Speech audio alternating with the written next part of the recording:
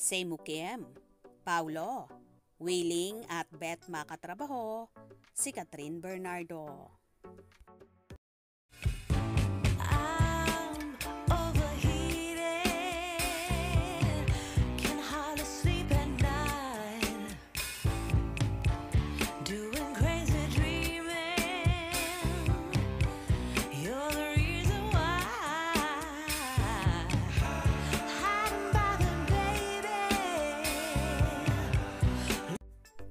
Kung papipiliin daw muli nang makakatrabaho ang aktor na si Paulo Avellino, nais niya pa raw si Kim Chiu, ngunit gusto niya ring makawork si Catherine Bernardo.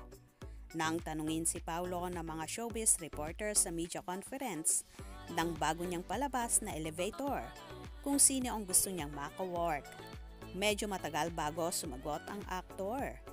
Naghiyawan ang mga tao sa conference room at sumigaw ng Kim Chiu.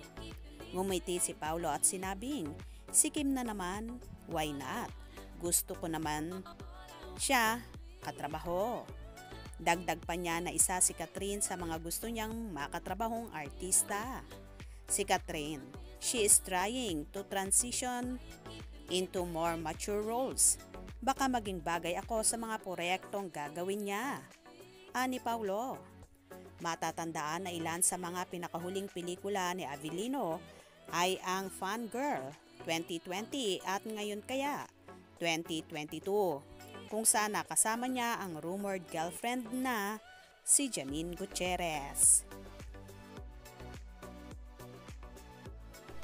Ang dalawa ay naging paksa ng mga blind item at showbiz blogs, ngunit hindi nila kinumpirma o itinanggi kung sila nga ba. Dagdag pa ng aktor, hindi naman po ako maarte sa katrabaho, basta lang may disiplina sa set. Ganito nga ka-professional si Paulo at walang masamang tinapay sa kanya. Basta, sa larangan ng trabaho, kaya nga marami rin ang nagnanais makawork si Pau kasi bukod sa may disiplina siya sa sarili at mga katrabaho niya, hindi siya mahirap pakisamahan. At ang isa sa pinakagusto ng mga katrabaho at staff kay Paulo ay palagi itong on time sa set at ayaw niyang nalilate na ayon pa sa aktor. Sana daw lahat ganito, na mahalin ang trabaho at mahalin ang oras ng iba.